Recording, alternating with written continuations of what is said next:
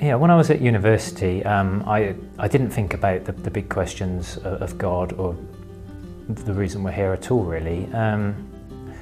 It was when I was working, I was in the workplace and I was on a business trip somewhere, and I went for an airport and I picked up a book fairly randomly from the bookshelf that was Richard Dawkins' The God Delusion. And I read that and it resonated quite a lot. It seemed to make a lot of sense, and I thought, yeah, I agree with that. I met a Christian at a house party fairly randomly. I'd just moved house, got into a conversation about what I thought. I was asked what I thought about Jesus, and I was desperately trying to recall some Dawkins quotes.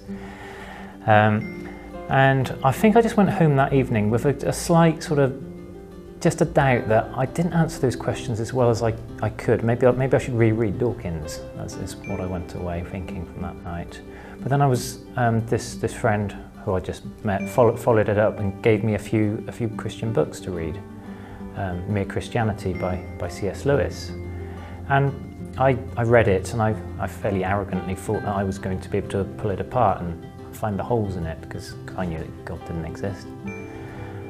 But the actuality was very different from that, and that C.S. Lewis made a very logical case for God and for Christianity, and I kind of thought there's more to this than I'd ever given it credit, so I decided to, I guess, look into it a bit more.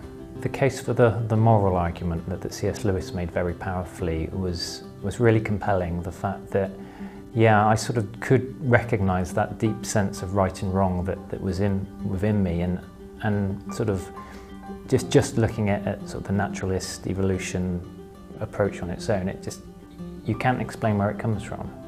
So I found that one really compelling. And just the whole host of reading these books from academics, from the likes of John Lennox and Alistair McGrath, clearly very educated guys. I think I probably arrogantly thought that intellectuals weren't Christians or didn't believe in God. And to be, I mean, clearly clever people believe in God and clever people don't, and it's not a sign of any intellectual. But the fact that there were intellectuals out there that were Christians really kind of gave me a bit of a wake-up call, I think. I got hold of a couple more books, some kind of challenging the Dawkins view. The Dawkins Delusion was one of those. I was also given a couple of books on Christianity, the Case for Christ. That was one, a really compelling argument by a journalist who'd gone through perhaps a similar journey to me, sort of fairly logically looking at a lot of the arguments. And then one Sunday I went to church. I kind of thought, well, okay, if I'm actually going to find out a bit about Christianity, maybe church is the place to go. I actually went to Google and Googled churches in Southampton and didn't know where to go. And yeah, just walking in for the first time, and people want to sort of shake your hand and welcome you, and I almost wanted to be anonymous and just hide at the back, and I'm just here to observe, just not part of it. So it was scary. Coming to faith and now believing in Jesus, it's made so much difference to my life.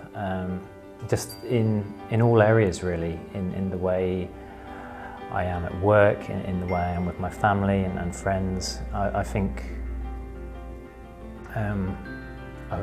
quite a lot of my friends have noticed a difference. Sometimes they don't know quite what to attribute it to. I met up for lunch with a friend about a month ago, who I hadn't actually seen for about the last year. And over lunch she just said to me, she said, "You've changed." And said, "Changed for the better," which was to make me smile a little bit. She said, "There's a sense of peace about you."